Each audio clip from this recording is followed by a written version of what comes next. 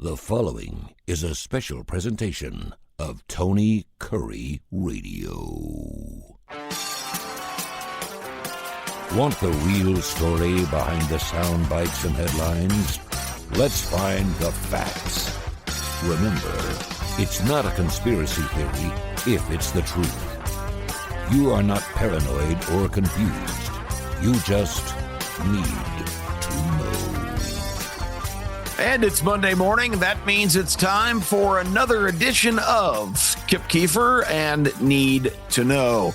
Welcome in, everybody, on the TKR network. We are delighted to have you today, as always. Appreciate our listeners and the good feedback we get. Today, we're going to talk about some modern-day TV, some old-timey TV, and some perspective episodes for this particular series that I don't think you will ever see, but I thought it would be a fascinating topic and very topical for this period in time. The entity I'm talking about is the FBI. The FBI, the Federal Bureau of Investigation, thought it would be a good thing today to talk about the FBI and tell you some things you need to know. The FBI right now has a series of shows on CBS. It's not the FBI itself. It's dramatic depictions of FBI, supposedly some actual cases. They take a lot of artistic direction in this to make it more dramatic, more Hollywoodized. But there are 3 different FBI installments now, which are going to be a staple on the soon-to-debut new season for CBS television. And the 3 episodes categories, and they're completely different shows. You've got the FBI International, which is about FBI agents that are dispatched all over the world in getting involved in different cases. You have FBI Most Wanted, which are stories here domestically where some people that are doing really bad things are being pursued relentlessly by a group of FBI agents.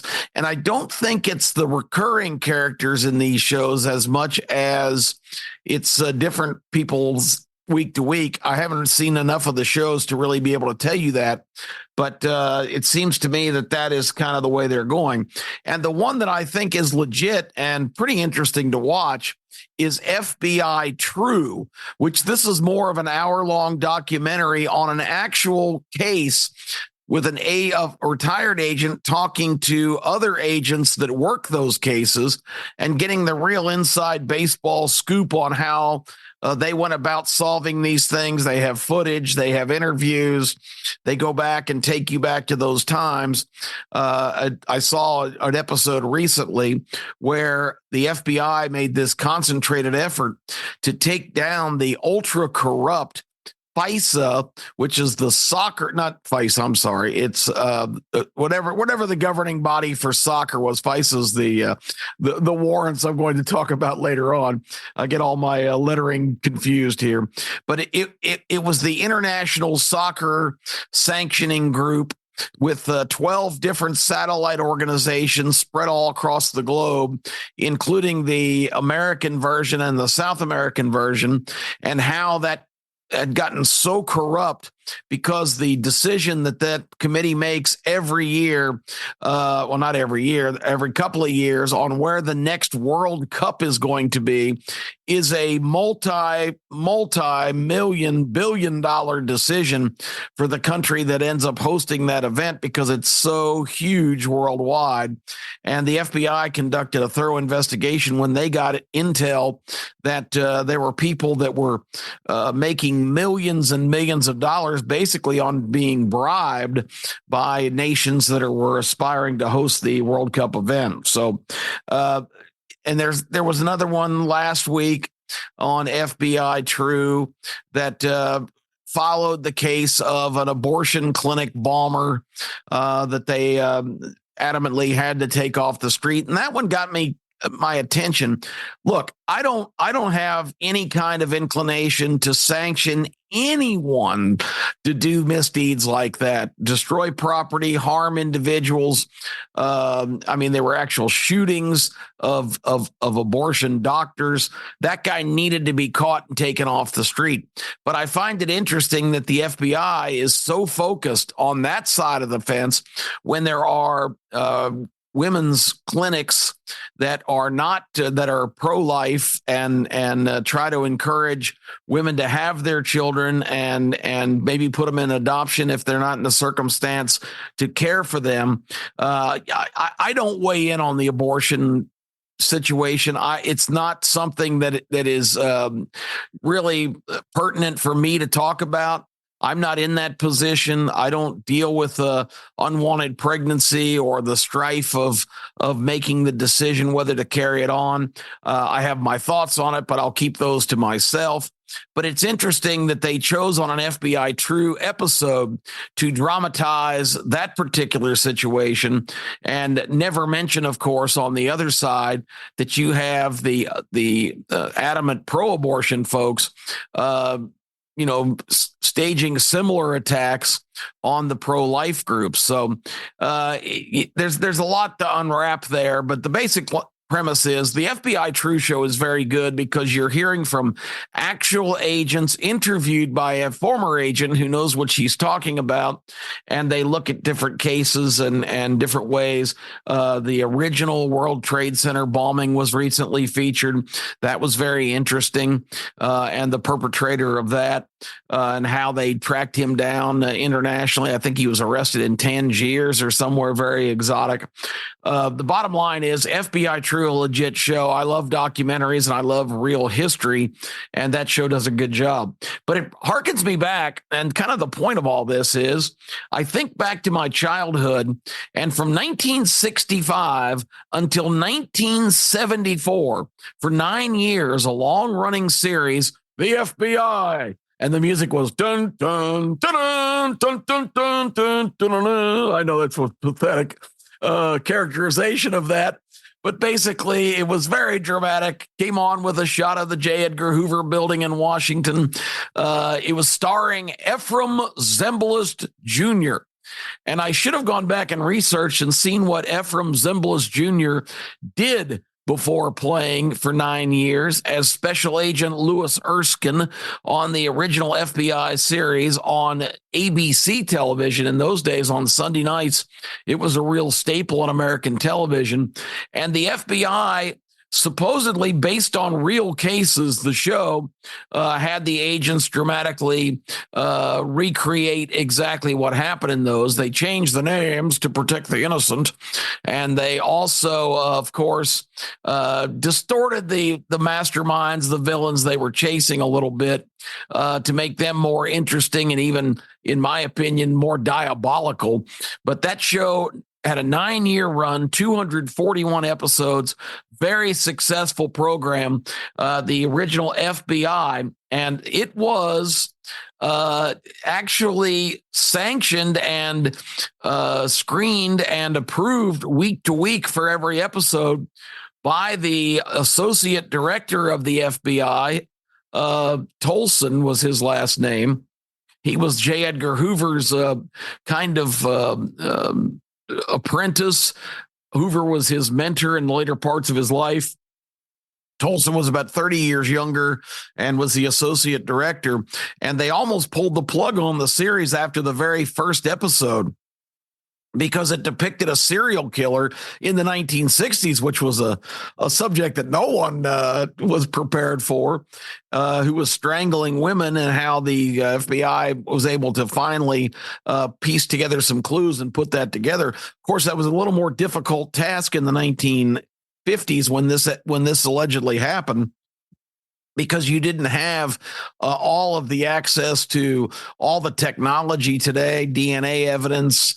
So many things were still out there. You had to do old-fashioned legwork as investigators and piece together the clues that you had, and they've managed to do that. But that episode was so shocking and so violent. even J. Edgar Hoover had called ABC and said, "You need to pull that series. This is just not a good thing for the American public to see." And it really kind of introduces who J. Edgar Hoover was. And I know all of you have heard the name, and I know some of you probably have heard some of the things about the director. A lot of it these days is a fascination with the sordid angle of who J. Edgar Hoover may have been in his personal life. He was never married, never had a family, lived with his mother until she passed away in 1938. He was 43 at the time. Never strayed from Washington, was born basically in a house that is on what's now Capitol Hill with all the federal buildings. Grew up in Washington, went to high school, went to George Washington University in Washington, and joined the federal government at 21 years old in his first job, and quickly worked his way up the ladder. And President Calvin Coolidge at first gave him the assignment to be, they created a new agency, the Bureau, the BOI, Bureau of Investigation, that for about 12 years operated in Washington with a 25-year-old to start with, director J. Edgar Hoover. And when President Roosevelt authorized the creation of the FBI, the Federal Bureau of Investigation, Hoover was the guy who was tabbed to be the original director, although he was still a very young man at the time in 1935, just 40 years old. So the long and short of the story was Hoover took over the FBI. He immediately started to craft it in his own image. And that image, as I mentioned, is rather controversial if you go back and read all the history. I don't think on FBI True, tonight on FBI True, we look at the original director of the FBI, J. Edgar Hoover. You're not going to see that episode because it doesn't feature a lot of flattering things. Now, as I mentioned, and this is the last time I'm going to mention it. There are a lot of sordid tales about how Hoover may have been into some interesting things in his personal life. None of that is substantiated, and none of it's really pertinent to this discussion. Who J. Edgar Hoover was the ultimate elitist. This was a guy who believed that he knew best and everybody else was, inconsequential in what they thought and what they believed. And I've had bosses like that. I know you've encountered people like that. They don't want to surround themselves with really accomplished, brilliant people. They want to be the one that everybody looks at as being the smartest guy in the room, the dominant alpha guy who is completely in charge, and it's his organization, and everybody else is just living in his world. That's kind of the personality of the original director, J. Edgar Hoover, who took over the FBI, the brand new organization, and that started in 1935. Now, here's some other things you'll never see in an FBI True episode or on the original series FBI. Hoover, from his earliest days, had a little bit of a side gig where anybody that said anything negative or unflattering or questioned any of his decision-making, Hoover immediately started digging into their lives and collecting an unbelievable set of files on just about everybody you can imagine in Washington that gave him incredible power. Because when somebody was kind of in his kitchen and he didn't like it, he would go to them and say, look, I've got this whole file of what, of your activities, of your misdeeds in terms of possible financial dealings that are not permitted, your personal lives. He basically started meticulously on all of his time, and probably a lot of our taxpayer time, putting together these dossiers, these files on a variety of different powerful people in Washington. So he basically was doing that due to his own insecurity. He wanted to be bulletproof and really prevented from scrutiny and interference in his agency. And next thing you know, the FBI grew into this behemoth, gigantic, expanding operation. And in that sense, the fact that he was able to procure funding and support from Congress and from each succeeding president, and he sure saw a lot of them, starting with Calvin Coolidge all the way up to Richard Nixon in 1972. J. Edgar Hoover stayed in that job until he was 75 years old when he had a heart attack and passed away. So 37 years as director of the FBI, it was his stronghold. He was the powerhouse, and he took all the preventative measures to make sure that happened. Now, this guy, when he first came in as director, there were a few women on the staff. He fired each and every one of them. The ultimate elitist, the ultimate misogynist. He was not comfortable around African Americans, had no blacks on his staff for the first 25 or 30 years with the FBI. The guy was just high and mighty, and he did not want to surround himself with anybody that he didn't directly identify with. And even those people were all subject to his temper tantrums and whims of deciding that they were worthless and he didn't want them around anymore. Reputed to be a guy that would just fire people on the spur of the moment. And back in those days, you didn't have all the union protection of government workers you have now, where, a guy can basically be doing cocaine in the corner and threatening to burn down the building and you can't get rid of him. J. Edgar Hoover was not a very pleasant individual by all reports.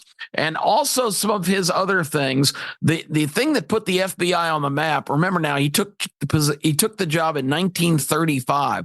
The Great Depression on October 19th, 1929 had crashed the stock market. The country was in economic complete collapse when he assumed that position with the FBI.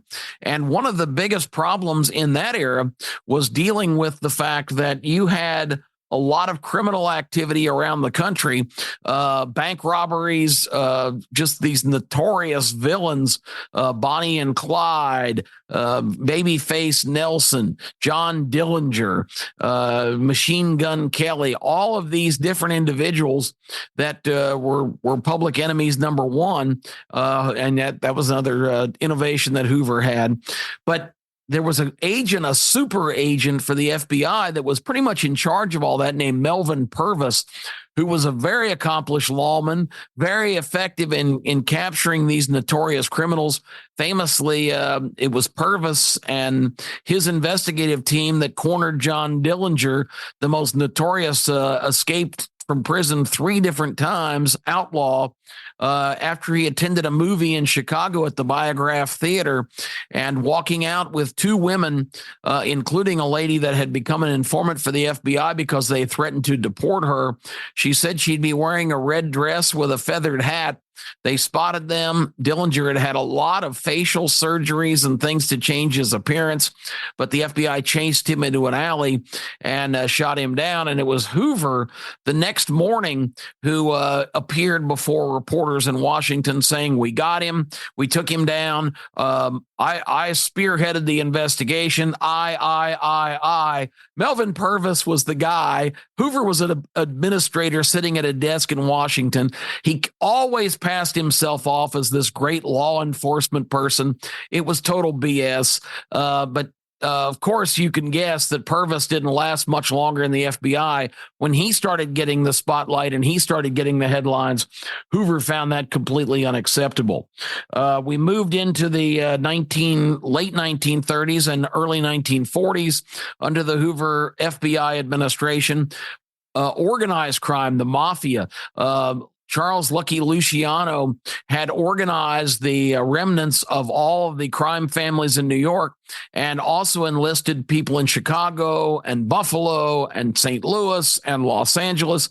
We had a nationwide organized crime syndicate where everyone worked in cooperation. If you had any problems with anybody else in a rival situation, you had to appear before what they called the commission to try to work out those differences.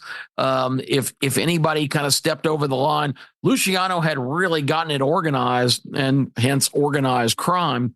And J. Edgar Hoover just brushed it off for so many years.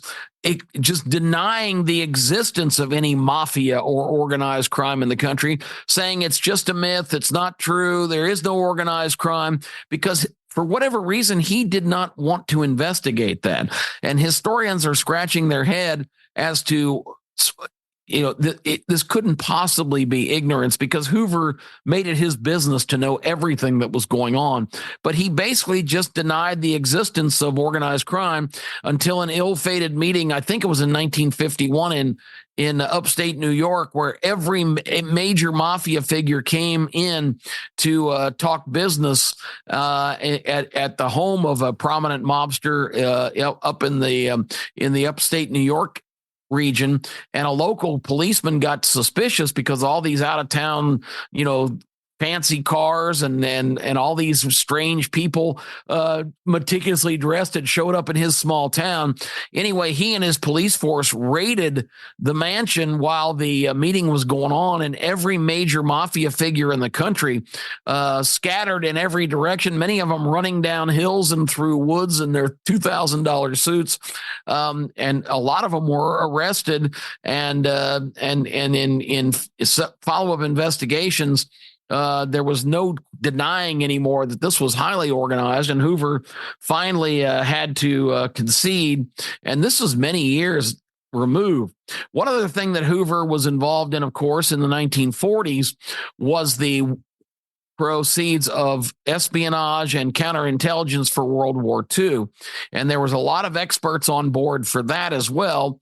Hoover, not expert in code breaking or, basically counterintelligence measures. But the FBI, of course, if you look back, there's a lot of text that Hoover, and I'm not talking about text like we know, text is written work, where Hoover basically is taking credit for the FBI being the keys to America winning the World War II. But let me tell you a specific story real quick about a lady named Elizabeth Smith. Elizabeth Smith was born a Quaker in Pennsylvania, the youngest of 10 children, but she knew she had some exceptional abilities, and she was obsessed with literature and reading and studying a lot of the greats in that era of the literary world, and also the literary figures of the previous centuries. And Elizabeth Smith eventually left her family stronghold, where her only expectation from her father and her family was to marry and have children. Elizabeth Smith wanted a different life, and without getting into a lot of details, she actually completely by accident got involved in studying some text of some long ago writers, because the person hiring her was convinced there was a secret code contained in those works, and she actually did a good job of finding, too much to her surprise, that just with her own intellect and her own concentration, that she could actually do this kind of work. Long and short of the story, she winds up in Washington because she was pretty well revered for her ability to basically, just with paper, pencil, and just tons of perception, crack codes of enemy operatives. And in World War II, that was huge, because the Germans were using what was called the Enigma code, which also was being broken by a gentleman named Turing over in England, breaking that code. The South American base of operations for the Germans also was sinking a lot of ships, had plans to sink the Queen Elizabeth, which was the premier cruise ship of the time. Anyway, Elizabeth Smith did unbelievably great work in breaking the South American German Enigma code, and was rewarded by Hoover insisting that she sign a document that said she could never disclose her involvement in this because it's top secret, whatever government things. And so Elizabeth Smith basically helped win World War II and never got credit for it. Nobody's ever heard of her. In the meantime, all of her work, all of the documents that she basically created, all of the code breaking procedures that she passed along, that she discovered, ended up in FBI files stamped FBI, classified document, blah, blah, blah. So basically, Hoover just shoved her out of the way and took it and gave his agency and bureau credit. She didn't even work for the FBI. She was actually working for the Department of the Navy at that time. But it's just another indication of just what a vile guy this was, and just a complete opportunist elitist who kept hold of his power. In the later years, real quick, because we're running short on time, and I had a lot more to get to, and maybe we'll do part 2 of this next week. But the bottom line is the FBI, and let me say this: I don't want to discredit any of the efforts. I have met some FBI folks. I have found them to be incredibly intelligent and hardworking and diligent and certainly stick to the task of what their assignment is. And that is to make everything in our country safe and legal and secure for all of us.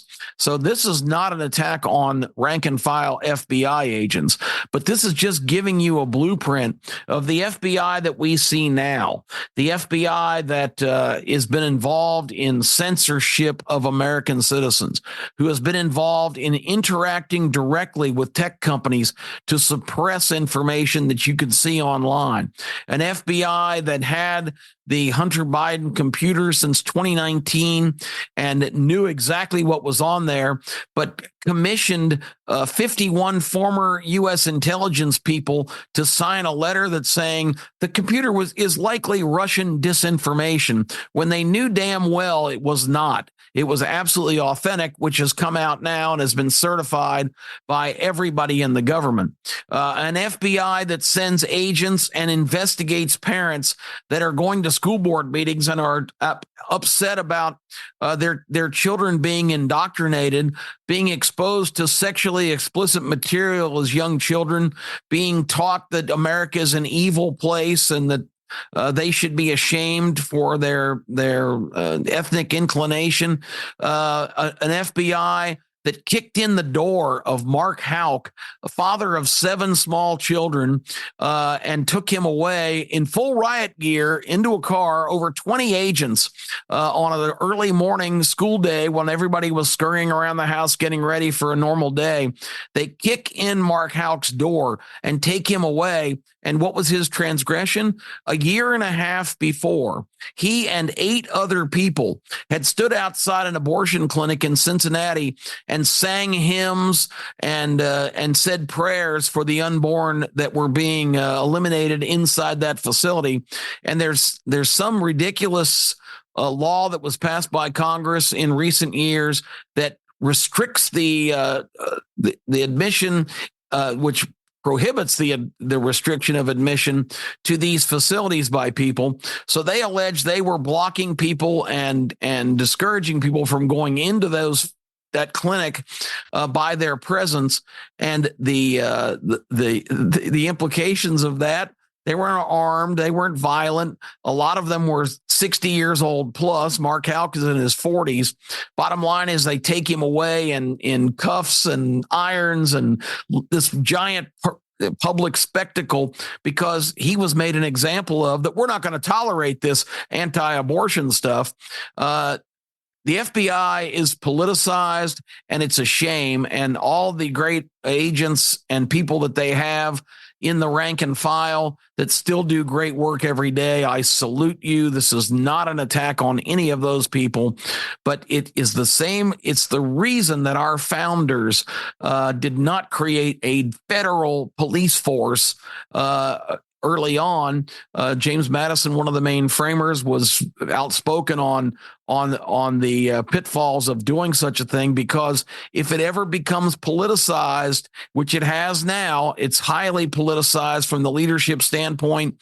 They have meticulously, since the Obama administration, been putting people in place there that make that organization a tool for whoever's sitting in the administrative branch of the government, the president, to use at his discretion to further their political agenda. That is not the purpose of the FBI.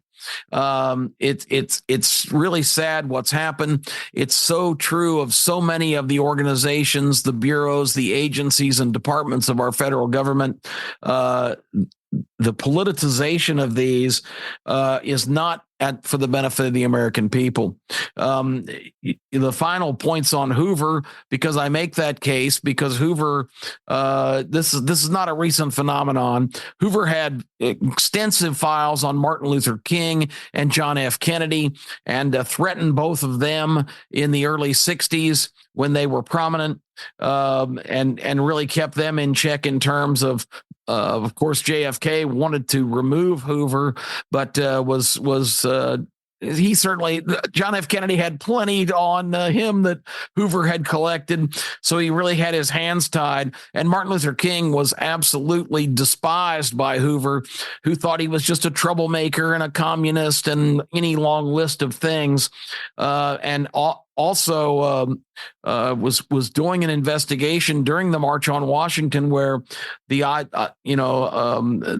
Have a Dream speech was made, probably the most significant speech arguably in American history.